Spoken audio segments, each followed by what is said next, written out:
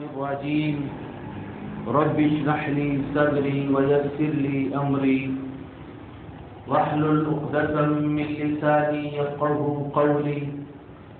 وقال تعالى والسابقون السابقون أولئك المقربون. تمام قسم کی تعریفات عبادات ایک اللہ وحدہ لا شریک کے لیے، ان گنت لاتعداد درود و سلام ہو امام الانبیاء رحمت للعالمین صلی اللہ علیہ وسلم کی ذات گرامی پر. ذات گرامی، پیارے نبی صلی اللہ علیہ وسلم کی سیرت، آپ کی اخلاق اور آپ کی عظیم پاکیزہ زندگی کا لمحہ بلمحہ تذکرہ بیان کیا جا رہا ہے. اللہ رب العزت نے پورے قرآن پاک میں کسی بھی جگہ پر یہ نہیں فرمایا کہ میں نے تم پر احسان کیا ہے، فلاں کام کا تم پر احسان کیا ہے، فلاں کام کا تم پر احسان کیا ہے، بلکہ اللہ تعالیٰ نے زمین و آسمان کی جتنی بھی نعمتیں گنوائیں ان نعمتوں کو اس طریقے سے بیان کیا کہ میں نے تم پر آسمانوں سے پانی نازل کیا، میں نے تمہارے لیے زمین سے انواع و اقسام کی چیزیں اگائی، ہم نے تمہارے اوپر یہ چیز نازل کی، ہم نے انسانوں تمہارے لیے اس چیز کے اندر نفع رکھا. ایک مقام پر، صرف ایک مقام پر جب جناب سرور گرامی امام الانبیاء رحمت عالم صلی اللہ علیہ وسلم کا تذکرہ فرمایا تو باقاعدہ لفظ احسان استعمال کیا کہ اللہ تعالیٰ نے اے مومنوں تمہارے اوپر احسان کیا ہے کہ تمہارے لیے محمد الرسول اللہ صلی اللہ علیہ وسلم کو رحمت بنا کر مبعوث کیا. تو پوری انسانیت آپ کے اس احسان کا بدلہ نہیں چکا سکتی. اہل ایمان کا پیارے نبی صلی اللہ علیہ وسلم سے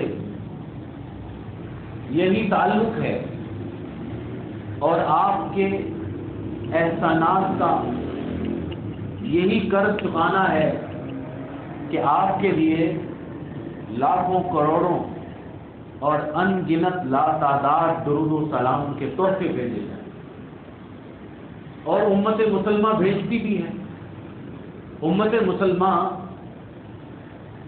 پیارے نبی صلی اللہ علیہ وسلم سے محبت کرتی بھی ہے، آپ کی سیرت کو، آپ کی سنتوں کو، آپ کے فرامین کو بیان بھی کرتی ہے. اللہ تعالیٰ سے دعا ہے کہ اللہ تعالیٰ ہمارے ان اعمال کو قبول فرمائے. گزشتہ بیان میں آپ نے وحی کے نازل ہونے کا منظر سنا اور یہ بھی کہ وحی کے آمد سے ہی جنات، ملائکہ، فرشتوں اور انسانوں کی زندگیوں پر بہت سارے اثرات نمودار ہو گئے، بہت ساری تبدیلیاں آ گئی تھیں. اس کے بعد جب اللہ تعالیٰ نے اپنے پیارے حبیب صلی اللہ علیہ وسلم کو حکم نازل کیا کہ یا ایھا المدثر، اے نبی صلی اللہ علیہ وسلم قم فانذر، آپ اس پیغام کو لوگوں تک پہنچائیے، تو اللہ تعالیٰ نے اپنی حکمت کے ساتھ مکمل وحی کو پورے کا پورا نازل نہیں کرتی، کہ ایک ہی دن کے اندر پورے قرآن کا نزول ہو جائے اور قرآن کتابی شکل کے اندر لوگوں کے سامنے آ جائے کہ یہ تمہارا پورا دین ہے، یہ احکامات ہیں، ان چیزوں کو حرام کر دیا گیا ہے، ان چیزوں کو حلال کر دیا گیا ہے، اس طرح کا اللہ تعالیٰ نے وحی نازل نہیں فرمائی، بلکہ وحی کے نزول کے بعد 13 سال مکہ کے اندر پیارے نبی صلی اللہ علیہ وسلم نے جو زندگی گزاری اسے مکی دور کہا جاتا ہے، اور ہم مکی دور کا بیان آج سے شروع کریں گے انشاءاللہ۔ اس کے بعد 10 برس پیارے نبی صلی اللہ علیہ وسلم نے مدینہ کے اندر زندگی گزاری، اسے مدنی دور کہا جاتا ہے۔ مکی دور اور مدنی دور کے اندر بہت زیادہ فرق ہے۔ قرآن کے نازل ہونے کے اعتبار سے بھی اللہ تعالیٰ نے جو احکامات نازل فرمائے ہیں اس اعتبار سے بھی مکی دور اور مدنی دور کے اندر بہت زیادہ فرق نظر آتا ہے۔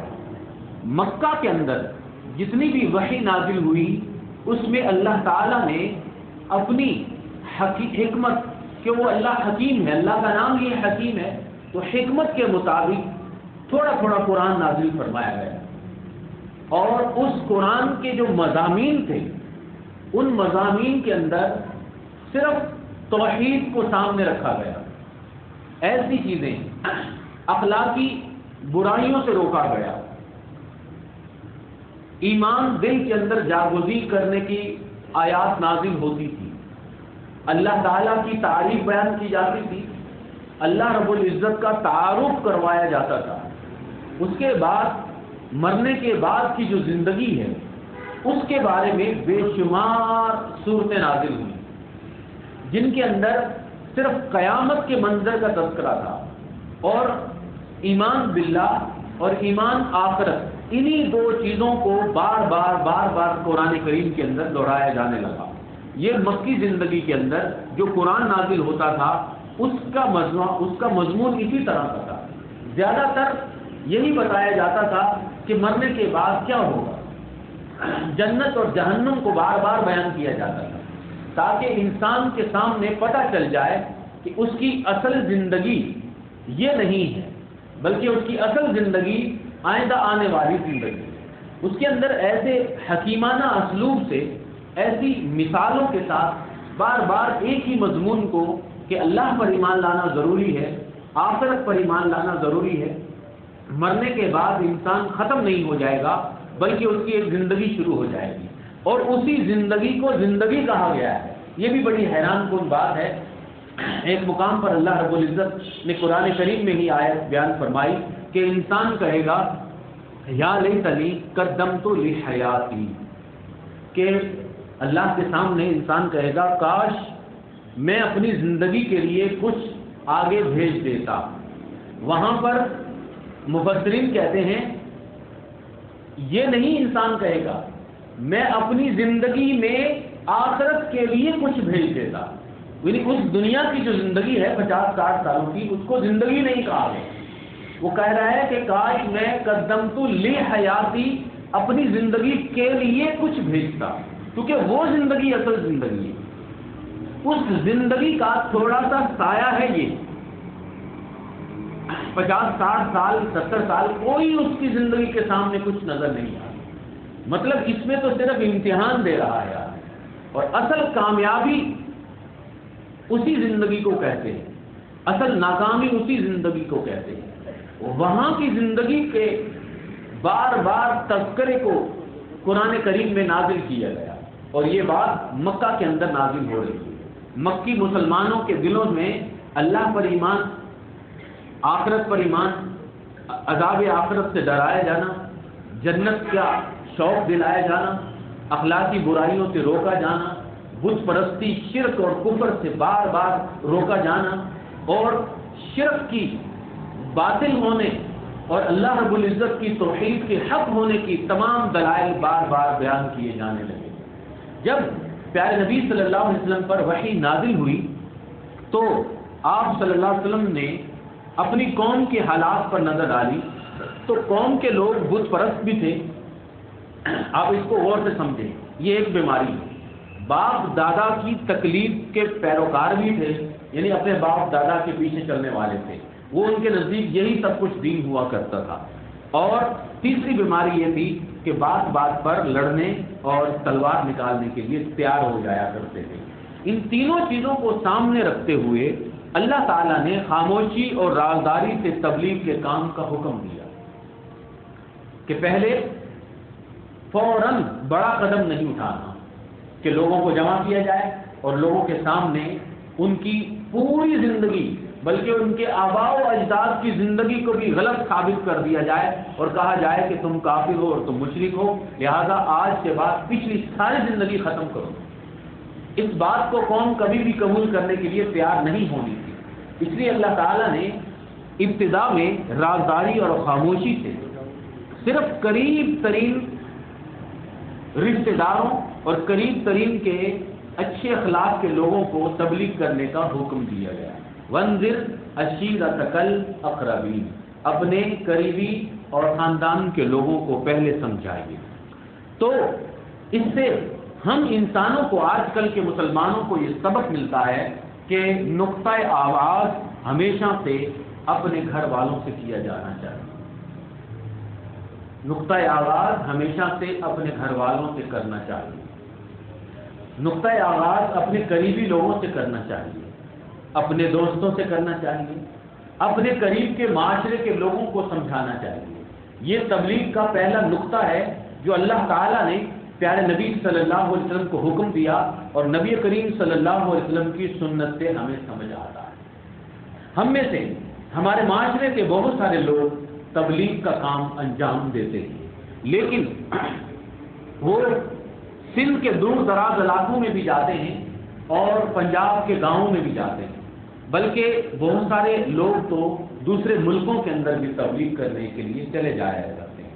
امریکہ میں جا کر مسلمانوں کو سمجھاتے ہیں, لیکن اپنے ہی گھر کے اندر اپنا بیٹا جو ہوتا ہے وہ اس کی بات کو ماننے کے لیے تیار نہیں ہوتا, اور وہ اپنے بیٹے کو تبلیغ نہیں کرتے. اپنی بیوی کے سامنے بھی تبلیغ نہیں کی جاتی, اپنے پڑوسی کے سامنے بھی تبلیغ نہیں کی جاتی, اور بلکہ اپنے مسجد کے ساتھی, اپنے دکاندار کے ساتھ والے دکاندار اور اپنے بچپن کے دوستوں کو بھی نہیں بتایا جاتا کہ ہم کتنے اچھے دین اور کتنے اچھے اعلیٰ علم کے مالک ہیں. یہ روشنی ہم دور دراز کے لوگوں تک ضرور پہنچانے کی کوشش کرتے ہیں, لیکن اس چراغ کے نیچے اکثر اندھیرا ہوتا ہے. اس کی وجہ کیا ہے؟ وہ وجہ ہمیں یہ نظر آئے گی کہ جب آپ صلی اللہ علیہ وسلم نے پہلے اپنی بیوی کے سامنے دین کو پیش کیا, تو آپ خود ہی سمجھ جائیں گے کہ ہم دور کا انتخاب کیوں کرتے ہیں, اپنے قریب کا انتخاب کیوں نہیں کرتے. تو پیارے نبی صلی اللہ علیہ وسلم کی اس سیرت کے پہلے قدم سے ہمیں سمجھ میں آیا کہ زمین کو ہموار کرنے کے لیے, میدان کو درست کرنے کے لیے, اپنے ساتھیوں کو بڑھانے کے لیے قریب سے بات شروع کرنی چاہیے. موسیٰ علیہ السلام پر اللہ تعالیٰ نے جب وحی نازل فرمائی تو اسی وقت موسیٰ علیہ السلام نے اللہ سے دعا کی تھی کہ اللہ وجعل لی وزیرا من اہلی ہارون اخی, اے اللہ میرے بھائی کو میرے گھر والوں میں سے میرا ساتھی بنا دے, وہ میرا مددگار بن جائے. اس کے اوپر بھی یہ نبوت نازل فرما, پھر ہم دونوں مل کر کام کریں گے. اب رسول اللہ صلی اللہ علیہ وسلم نے پہلا قدم اٹھایا, اور جو پہلا قدم ہوتا ہے وہ چھوٹا ہی قدم ہوتا ہے ہمیشہ. آپ دیکھیں گے کہ 1000 میل کا سفر شروع کرنے کے لیے پہلا قدم چھوٹا ہی اٹھایا جاتا ہے. ایک مقابلے کے اندر ریس جیتنے والے, تیز رفتار دوڑ کرنے والے آدمی کو نہ دیکھا جائے, بلکہ یہ دیکھا جائے کہ جب وہ بچہ تھا اور وہ پہلا قدم بھی نہیں اٹھا سکتا تھا, بلکہ اٹھتا تھا اور گر جاتا تھا. اس کو اس کی ماں سہاروں سے اٹھاتی ہے, اور کبھی کسی انگلی پکڑ کر تھوڑا سا 2 قدم چلاتی ہے, پھر وہ گر جاتا ہے. تو یہ جو ابتدائی قدم ہوتے ہیں وہ اہمیت کے حامل ہوتے ہیں. اب اتنے عظیم ترین دین جس کو اللہ تعالیٰ نے رحمت قرار دیا اور پورے عالم انسانیت کو وہ دین پہنچنا تھا, بلکہ وہ دین پورے قیامت تک جاری اور ساری رہنا تھا, اور وہ نبی آخری نبی تھے، ان کی ابتدا بالکل ان ابتدا کو دیکھیں کہ آپ صلی اللہ علیہ وسلم نے لاکھوں لوگوں کو جمع کر کے ان کے سامنے دین کو پیش نہیں کیا، بلکہ چھوٹے چھوٹے قدم اٹھائے۔ ان میں پہلا قدم یہ تھا کہ آپ کی بیوی حضرت خدیجہ رضی اللہ تعالی عنہا ایمان لے آئیں۔ بیوی پیارے نبی صلی اللہ علیہ وسلم کے بلند کردار، اعلیٰ اخلاق کو جانتی تھی۔ وہ جانتی تھی کہ نبی کریم صلی اللہ علیہ وسلم کا قول اور ان کا عمل یکساں ہوتا ہے۔ وہ جانتی تھی کہ آپ صلی اللہ علیہ وسلم نے کبھی انسانوں کے سامنے جھوٹ نہیں بولا، دنیا کی دولت کے لیے جھوٹ نہیں بولا، آدمیوں کے سامنے جھوٹ نہیں بولا، اپنے گھر والوں کے ساتھ جھوٹ نہیں بولا۔ وہ اتنا بڑا جھوٹ کیسے بول سکتے تھے کہ اللہ تعالیٰ نے وحی نازل فرمائی۔ پھر وہی بیوی حضرت خدیجہ رضی اللہ تعالی عنہا نے تو پیارے نبی صلی اللہ علیہ وسلم کے اوپر پہلی وحی نازل ہونے کا منظر یا ایھا المدثر بھی دیکھ لیا تھا، اور اپنے آنکھوں کے سامنے جب دیکھا، ورقہ بن نوفل نے تصدیق فرمائی تو حضرت خدیجہ فوراً ایمان لے آئی۔ یہ سب سے پہلی عورت ہے جو دنیا کے اندر اسلام قبول کیا، اور رسول اللہ صلی اللہ علیہ وسلم کے گھر کے اندر پہلی شخصیت یہی ہے جنہوں نے ایمان لے کر آئی۔ اللہ تعالیٰ نے پہلے ایمان لانے والوں کو الگ سے فضیلت عطا فرمائی۔ اللہ نے فرمایا والسابقون السابقون اولئک المقربون، وہ جو شروع کے اندر ایمان لے کر آئے وہی اللہ کے قریبی بنتے، سب سے قریبی بنتے۔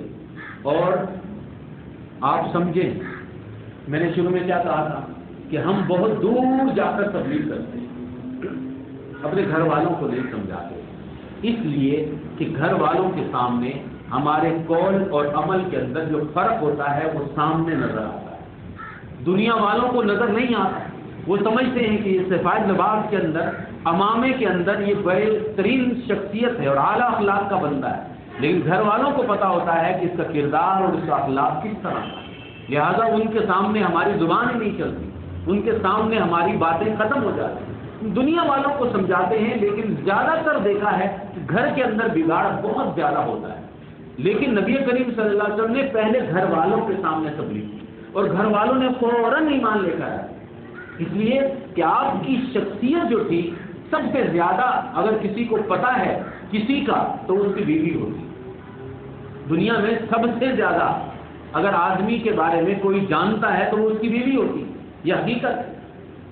پیارے نبی صلی اللہ علیہ وسلم کی بیوی نے کون سی گواہی دی؟ سب سے پہلے کیا پڑھا؟ نہیں، اللہ کی قسم، اللہ آپ کے ساتھ ہے، آپ جیسا بلند اخلاق کا آدمی دنیا میں کوئی نہیں۔ آپ صلہ رحمی کرتے ہیں، آپ غریبوں کی خدمت کرتے ہیں، آپ حق کے کاموں میں مددگار ہوتے ہیں، آپ پریشان حال اور مصیبت زدہ کی مدد کرنے والے ہیں، اللہ آپ کو اکیلا چھوڑے گا؟ نہیں چھوڑے گا۔ وہ فوراً ایمان لے آئیں۔ اللہ تعالیٰ نے بھی سب سے پہلے جنت کی بشارت سے دی، وہ حضرت خدیجہ رضی اللہ تعالی عنہا دی تھی۔ سب سے پہلے دنیا کے اندر جنت کی خوشخبری جسے ملی وہ حضرت خدیجہ تھی۔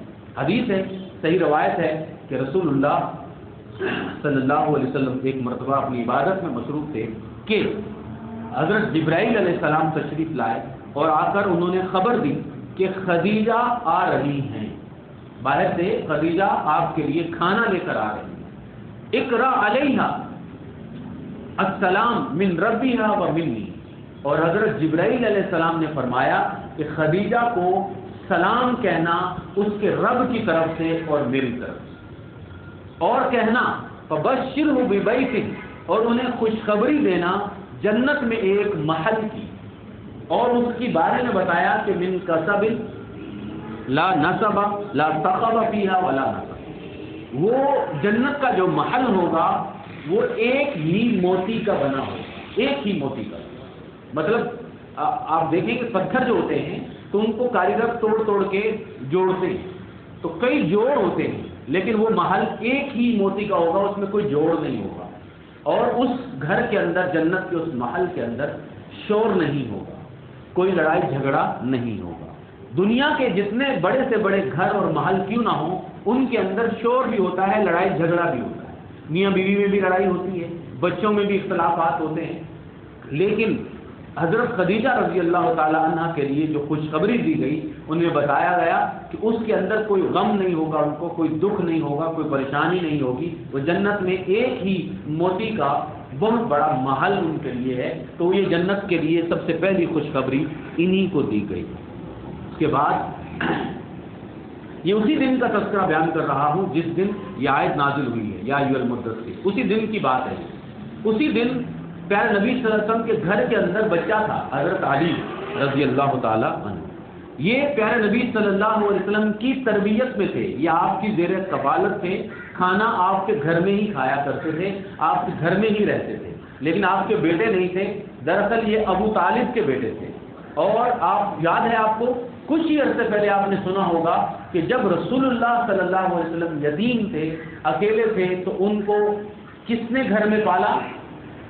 ابو طالب اپنے گھر میں لے گئے، ان کو اپنے گھر میں رکھا، کھانا کھلانا رہنا سب کفالت ابو طالب نے کی۔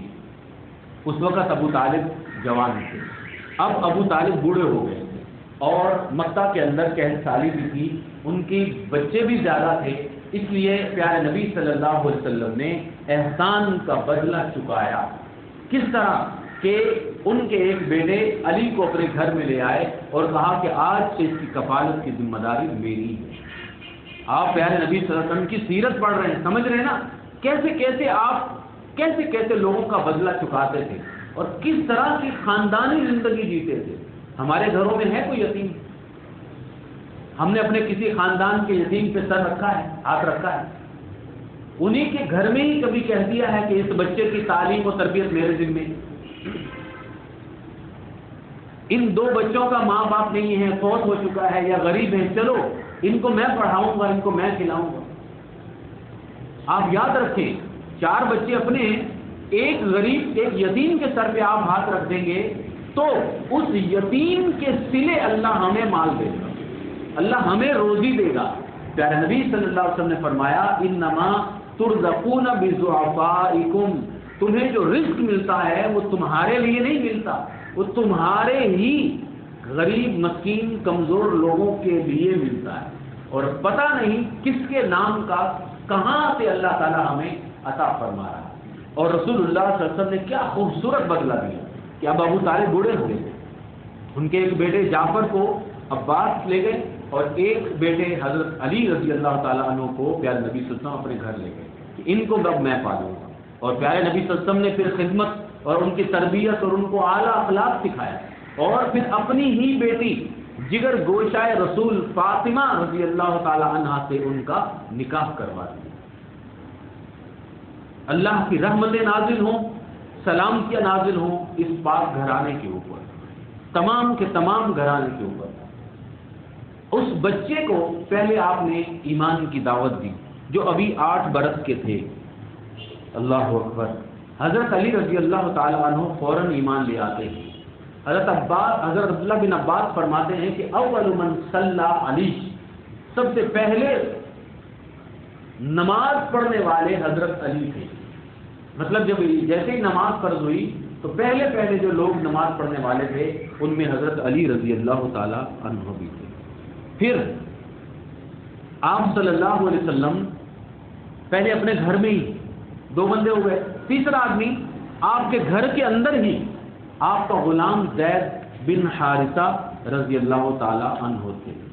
زید بن حارثہ رضی اللہ تعالیٰ عنہ کی شخصیت اور ان کا خوبصورت کردار، رسول اللہ صلی اللہ علیہ وسلم کی ان سے بہت زیادہ محبت ایک الگ ہی بہت بڑی داستان ہے۔ دراصل یہ زید بن حارثہ ایک غلام تھے جس کو حکیم بن حزام نے خریدا اور اس کے بعد اپنی پھوپھی حضرت خدیجہ رضی اللہ تعالیٰ عنہ کی خدمت میں دے دیا۔ حضرت خدیجہ رضی اللہ تعالیٰ عنہ نے پیارے نبی صلی اللہ علیہ وسلم کی خدمت میں دے دی، تو یہ آپ کے غلام بن گئے۔ پھر یہ آپ ہی کے گھر میں جوان ہو گئے اور آپ سے بہت محبت کرتے تھے۔ یہ اسلام سے پہلے کی میں بات کر رہا ہوں، بہت پہلے کی بات کر رہا ہوں۔ پھر کسی نے ان کے بارے میں بتایا ان کے ماں باپ کو، جو ایک عرب کے یمن کے قبیلے کے تھے اور وہ اچھے خاصے لوگ تھے۔ وہ ڈھونڈتے اس بچے کو مکہ آ گئے۔ اب یہ زید بن حارثہ جوان ہو چکے تھے اور انہیں پتہ چلا کہ یہ محمد بن عبداللہ صلی اللہ علیہ وسلم کے غلام ہیں۔ بیت اللہ کے اندر ان کا باپ اور ان کا چچا نبی صلی اللہ علیہ وسلم کے پاس آئے اور آ کر عرض کی کہ آپ بہت احسان کرنے والے ہیں، آپ ہم پر یہ احسان کیجئے کہ یہ بچہ ہمارا ہے، یہ دراصل بچپن میں کھو گیا تھا، کسی ڈاکوؤں نے اس کو اغوا کر لیا، پھر وہاں سے غلام بنا دیا، پھر بکتا بکتا یہاں آ گیا، ہم بڑے پریشان ہیں اس کے غم کے اندر، آپ اسے رہا کر دیں، آپ جو پیسہ مانگیں گے ہم اسے دے دیں گے۔ پیارے نبی صلی اللہ علیہ وسلم نے فرمایا کہ پہلے میں زید سے پوچھ لوں، مجھے کوئی اس کے بدلے پیسہ نہیں چاہیے، یہ جانا چاہتا ہے چلا جائے۔ آپ نے زید کو بلایا اور کہا کہ یہ تمہارا والد ہے، یہ تمہارے چچا، ان کے ساتھ تم چلے جاؤ۔ لیکن زید بن حارثہ رضی اللہ عنہ انہوں نے کہا کہ نہیں، میں آپ سے محبت کرتا ہوں، میں آپ کا ساتھ چھوڑ کر جاؤں، کہاں جاؤں؟ غلامی رسول میں موت بھی قبول ہے، آپ کے ساتھ رہوں گا، میں نہیں جاؤں گا کہیں۔ اس بات کو دیکھ کر چچا اور باپ بڑے پریشان ہوئے، کہا کہ تم غلامی چاہتے ہو، تمہیں آزادی مل رہی ہے۔ زید نے کہا کہ میں سونے اور چاندی کے بدلے بھی اس غلامی کو نہیں چھوڑوں گا، میں نبی صلی اللہ علیہ وسلم سے محبت کرتا ہوں، انہوں نے مجھے پالا ہے، پوسا ہے، ان کا بڑا مجھ پر احسان ہے اور ان کا اخلاق ایسا ہے، میں یہاں سے چھوڑ کر کہاں جاؤں۔ اس بات کو دیکھ کر رسول اللہ صلی اللہ علیہ وسلم انتہائی خوش ہوئے اور آپ نے مکہ کے لوگوں کو بیت اللہ کے اندر سب کے سامنے ان کو پیش کیا اور اعلان کیا کہ اشہدوا، گواہ رہو، ان ھذا ابنی، یہ میرا بیٹا ہے، وارثاً و مورثاً، یہ میرا وارث ہے، میں اس کا وارث ہوں، یہ میرا بیٹا ہے۔ اس کے بعد مکہ کے لوگ آپ کو زید بن محمد کہا کرتے تھے۔ سمجھیں قریبی لوگوں کی محبت کتنی زیادہ ہے، جتنا قریبی ہوتا ہے آج کل، جتنے بھائی بہن قریب ہوتے ہیں، جتنے دو بھائی قریب ہوتے ہیں، اتنا ہی زیادہ آج کل وہ ایک دوسرے سے بات نہیں کرتے، اتنے ہی دور ہوتے ہیں، جتنا زیادہ قریب اتنے ہی نفرتیں بڑھتی چلی جاتی ہیں۔ ایک استاد سے شاگرد خوش نہیں ہوتے، سیٹ سے اس کے نوکر ہی خوش نہیں ہوتے، باپ سے اس کے بچے ہی ناراض رہتے ہیں۔ یہ سب کیوں ہوتا ہے؟ اس لیے کہ کردار درست نہیں ہوتا۔ قریبی زیادہ اچھے طریقے سے جانتے ہیں کہ کہاں کہاں یہ ڈنڈی مارتا ہے، دور والے نہیں جانتے، وہ بڑے اخلاق سے سلام لیتے، قریبی زیادہ نفرت کرتے ہیں۔ اور یہاں رسول اللہ صلی اللہ علیہ وسلم کے قریبی اتنی محبت کرتے تھے کہ اپنے ماں باپ کو چھوڑ دیتے۔ پیارے نبی صلی اللہ علیہ وسلم نے آپ کو اپنا بیٹا بنا لیا۔ بعد میں اللہ تعالیٰ نے حکم دیا قرآن کریم میں کہ اسلام ہمیشہ سچائی کا دین ہے، لہذا جس کا بیٹا ہے اسی کے نام سے پکارا جائے، زید بن محمد نہ کہو، زید بن حارثہ کہو، اس لیے کہ آج کے بعد قیامت تک یہ جو بھی جس کا بیٹا ہے وہ اسی کے نام سے موسوم ہوگا۔ اب پیارے نبی صلی اللہ علیہ وسلم نے، وہ گھر کے بندے تھے تو ان کو بھی اسلام کی دعوت دی، تو وہ ایمان قبول کرنے والے تیسرے شخص تھے۔ اب رسول اللہ صلی اللہ علیہ وسلم اسی دن، جس دن یہ وحی نازل ہوئی تھی کہ یا ایھا المدثر قم فانذر، آپ اپنے گھر کے باہر کے سب سے زیادہ قریبی اپنے دوست ابو بکر صدیق رضی اللہ تعالی عنہ کے پاس چلے گئے۔ یہ چاروں نے ایمان لے کر آئے تھے، اسی لیے مفسرین اور مورخین چاروں کے بارے میں کہتے ہیں کہ ایمان لے کر آنے والے پہلے یہ تھے۔ کوئی کہتا ہے کہ ابو بکر صدیق پہلے ایمان لے کر آئے تھے، کوئی کہتا ہے علی رضی اللہ تعالیٰ، لیکن حقیقت یہ ہے کہ چاروں ہی پہلے تھے۔ بچوں میں حضرت علی رضی اللہ تعالیٰ عنہ اول اسلام قبول کرنے والے تھے، عورتوں میں خواتین میں حضرت خدیجہ ایمان قبول کرنے والی تھی، اور غلاموں کے اندر حضرت زید بن حارثہ تھے، اور آزاد مردوں کے اندر ابو بکر صدیق رضی اللہ تعالیٰ عنہ تھے۔ ہمیں بھی یہ چاہیے کہ ہم اگر اچھی بات ملے، علم کی بات ملے، تو اپنے دوستوں کو ضرور بتائیں۔ سب سے پہلے انہی کو، پیارے نبی صلی اللہ علیہ وسلم اپنے قریبی دوست تھے، یہ رسول اللہ صلی اللہ علیہ وسلم سے 2 برس چھوٹے تھے ابو بکر صدیق، ان کے پاس گئے اور ان کو جا کر دین کی دعوت دی اور بتایا کہ مجھ پر اللہ کا وحی نازل ہوئی ہے، اللہ کا فرشتہ نازل ہوا ہے۔ تو ابو بکر صدیق فوراً ایمان لیا، بغیر شک کے ایمان لے آئے، بغیر بحث کے ایمان لے آئے۔ پیارے نبی صلی اللہ، ابن کثیر فرماتے ہیں کہ پیارے نبی صلی اللہ علیہ وسلم کو، بلکہ پورے مسلمانوں کو ابو بکر صدیق رضی اللہ تعالیٰ عنہ کا ایمان لانا بہت فائدہ مند ہوا۔ ابو بکر صدیق مالدار تھے، وہ اپنے مال سے، اپنے علم سے، اپنے اصل و رسوخ سے پیارے نبی صلی اللہ علیہ وسلم کا بہت ساتھ دیا کرتے تھے۔ رسول اللہ صلی اللہ علیہ وسلم نے فرمایا بھی ہے کہ ان اللہ بعثنی الیکم، اللہ نے مجھے تمہارے پاس جب بھیجا تھا فقلتم کذبتا، تم سب نے کہا تھا کہ نہیں تم جھوٹ کہتے ہو. وقال ابو بکر صدقتا، ابو بکر نے مجھے کہا تھا کہ نہیں آپ سچ فرما رہے ہیں، آپ سچ کہہ رہے ہیں، اس لیے آپ کا نام صدیق پڑ گیا. ابو بکر صدیق رضی اللہ تعالیٰ عنہ علم کے لحاظ سے اور عرب کے قبیلوں کے نسب نامے کے بڑے عالم تھے، وہ تمام قبیلوں کو جانتے تھے، اور آپ پیسے والے بھی تھے اور مہمان نوازی بھی کرتے تھے، کاروبار بھی کرتے تھے، لوگوں کا آپ کے پاس آنا جانا بہت ہوا کرتا تھا. اسی لیے ہر بندے کو رسول اللہ صلی اللہ علیہ وسلم نے خود نہیں بلکہ ابوبکر صدیق نے بھی خفیہ دعوت و تبلیغ کے اندر ساتھ دیا. لہذا ابوبکر صدیق رضی اللہ تعالی عنہ کی دعوت پر عثمان بن عفان، زبیر بن عوام، طلحہ بن عبید اللہ، عبد الرحمن بن عوف اور سعد بن ابی وقاص رضی اللہ تعالیٰ عنہ بھی اسلام قبول کر لیا. اس کے بعد ابو عبیدہ بن جراح، ام سلمہ، ابو سلمہ، زید بن ارقم، سعید بن زید بن سعید اور ان کی بیوی فاطمہ جو عمر فاروق رضی اللہ تعالیٰ عنہ کی بہن تھی، وہ بھی ایمان لے آئیں، اور بہت سارے اصحاب نے ایمان قبول کیا. ان 3 برسوں کی بات کو میں ختم کرتا ہوں. ان 3 برسوں میں 130 کے قریب اہل ایمان اس خفیہ دعوت کے اندر اسلام قبول کیا، اور یہ تمام کے تمام لوگ کون تھے؟ السابقون السابقون تھے، اولئک المقربون. ان سبقت لے جانے والوں کو اللہ رب العزت نے بہت ہی زیادہ فضیلت عطا فرمائی ہے. ان کے بارے میں دنیا میں جنتوں کی خوشخبریاں عطا فرمائیں. اللہ تعالیٰ سے دعا ہے کہ اللہ تعالیٰ ہمیں بھی پیارے نبی صلی اللہ علیہ وسلم کی سیرت، آپ کی سنت اور آپ کے اس اعلیٰ ترین طریقہ ہائے زندگی سے ہیرے موتیوں کو حاصل کرنے اور اپنی زندگی کے اندر خوبصورت تبدیلی لانے کا اللہ تعالیٰ موقع عطا فرمائے. وآخر دعوانا ان الحمد للہ رب العالمین.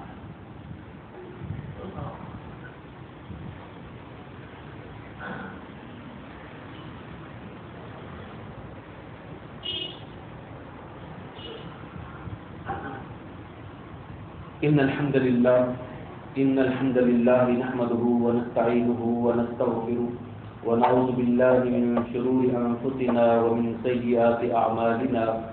من يهده الله فلا مضل له ومن يضلله فلا هادي له، وأشهد أن لا إله إلا الله وحده لا شريك له، وأشهد أن محمدا عبده ورسوله.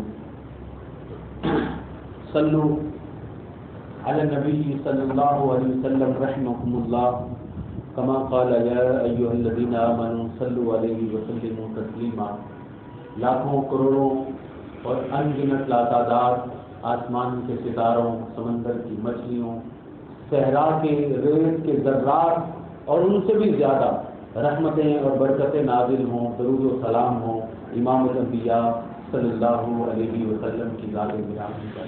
عزیزان گرامی، آپ جس جگہ اور جہاں اس وقت اپنی زندگی گزار رہے ہیں، آپ کو چاروں طرف عجیب و غریب قسم کی تبدیلیوں سے واسطہ پڑ رہا ہو. آپ پہلے 10-15 سال پہلے دیکھ رہے ہوں گے کہ کچھ اور تھے ہم لوگ، اس سے 20-25 سال پہلے کچھ اور ہی تھے، اور 50 سال پہلے تو کچھ بھی نہیں تھا. جو ہر مہینے، ہر دوسرے مہینے دین کے نام پر، اسلام کے نام پر ایک عجیب و غریب قسم کے رنگا رنگ پروگرام اور رنگا رنگ قسم کی تقریبات، عجیب و غریب قسم کی چیزیں آپ کو نظر آ رہی ہیں، کبھی غم کے نام پر، کبھی جشن کے نام پر. تو یہ پہلے نہیں تھی 50 سال پہلے.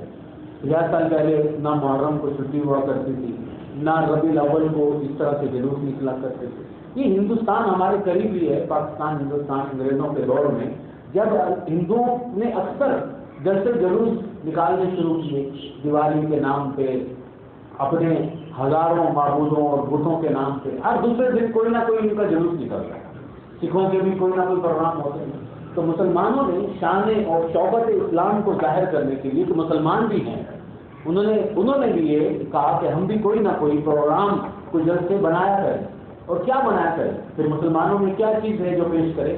ظاہر ہے رسول اللہ صلی اللہ علیہ وسلم کی محبت اور آپ کی سیرت کو بیان کرنا.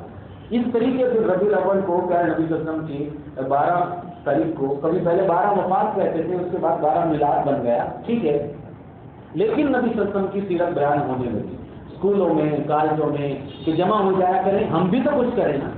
تو اس وقت سبھی لوگوں نے کہا ٹھیک ہے کہ اب ہندوؤں کے مقابلے میں ہمیں بھی چاہیے کہ ہم بھی سیرت کو بیان کیا جائے۔ حالانکہ سیرت نبی صلی اللہ علیہ وسلم پوری سال کی ذمہ داری ہے اور ہمیشہ کے لیے، ہر مسلمان ہمیشہ کے لیے۔